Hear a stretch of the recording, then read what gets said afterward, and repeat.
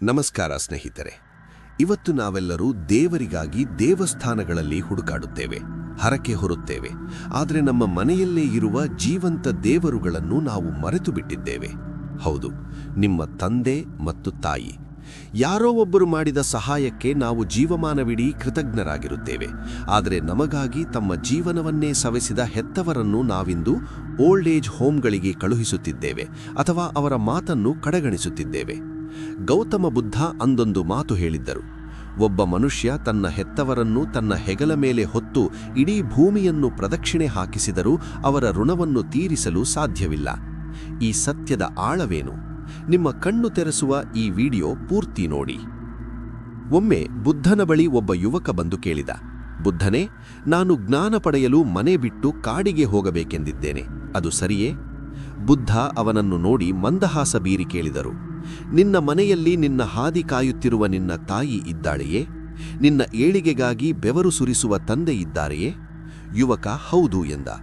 ಆಗ ಬುದ್ಧ ಹೇಳಿದರು: ಸೋದರನೇ, ಮನೆಯಲ್ಲಿರುವ ಜೀವಂತ ದೇವರುಗಳಿಗೆ ಹಸಿವು ನೀಗಿಸದೆ ಅವರನ್ನು ನೋಯಿಸಿ ನೀನು ಕಾಡಿನಲ್ಲಿ ಎಷ್ಟು ತಪಸ್ಸು ಮಾಡಿದರೂ ನಿನಗೆ ಜ್ಞಾನ ಸಿಗುವುದಿಲ್ಲ. ಅವರ ಸೇವೆಯೇ ಅತಿ ದೊಡ್ಡ ತಪಸ್ಸು. ಯಾರ ಮನೆಯಲ್ಲಿ ಹೆತ್ತವರು ಸಂತೋಷವಾಗಿರುತ್ತಾರೋ ಅಲ್ಲಿ ಪರಮಾತ್ಮ ತಾನಾಗಿಯೇ ನೆಲೆಸಿರುತ್ತಾನೆ. ನೋಡಿ ಸ್ನೇಹಿತರೆ, ಹೆತ್ತವರು ನಿಮ್ಮಿಂದ ಹಣವನ್ನಾಗಲಿ ಆಸ್ತಿಯನ್ನಾಗಲಿ ಬಯಸುವುದಿಲ್ಲ. ಅವರು ಬಯಸುವುದು ನಿಮ್ಮ ಪ್ರೀತಿಯ 2 ಮಾತುಗಳನ್ನು ಮಾತ್ರ. ಬುದ್ಧನ ಪ್ರಕಾರ ಈ ಜಗತ್ತಿನಲ್ಲಿ ನಮಗೆ ಯಾರು ಬೇಕಾದರೂ ಸಿಗಬಹುದು, ಆದರೆ ತಂದೆ ತಾಯಿ ಮತ್ತೆ ಸಿಗುವುದಿಲ್ಲ. ಇವತ್ತು ನಮಗೆ ಕೆಲಸದ ಒತ್ತಡ, ಹೆಂಡತಿ ಮಕ್ಕಳ ಸಂಸಾರ ಎಂಬ ನೆಪಗಳು ನೂರಾರು. ಹೆತ್ತವರ ಮಾತುಗಳು ನಮಗೆ ಕಿರಿಕಿರಿ ಎನ್ನಿಸುತ್ತದೆ, ಅವರ ಸಲಹೆಗಳು ಹಳೆಯ ಕಾಲದ್ದು ಎನ್ನಿಸುತ್ತದೆ.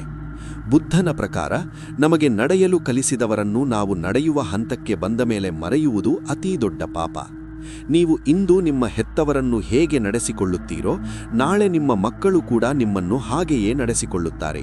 ಕರ್ಮ ಎನ್ನುವುದು ಮರಳಿ ಬಂದೇ ಬರುತ್ತದೆ. ಅವರು ಅಶಕ್ತರಾದಾಗ ಅವರಿಗೆ ಬೆನ್ನೆಲುಬಾಗಿ ನಿಲ್ಲಿ. ಅವರು ನಿಮ್ಮ ಬಾಲ್ಯದ ತಪ್ಪುಗಳನ್ನು ಹೇಗೆ ಕ್ಷಮಿಸಿದರೋ ಹಾಗೆಯೇ ಅವರ ಮುಪ್ಪಿನ ಹಠಗಳನ್ನು ನೀವು ಪ್ರೀತಿಯಿಂದ ಸ್ವೀಕರಿಸಿ. ಜೀವನದ ಕೊನೆಯಲ್ಲಿ ನಾವು ಗಳಿಸಿದ ಹಣ ನೆನಪಿಗೆ ಬರುವುದಿಲ್ಲ.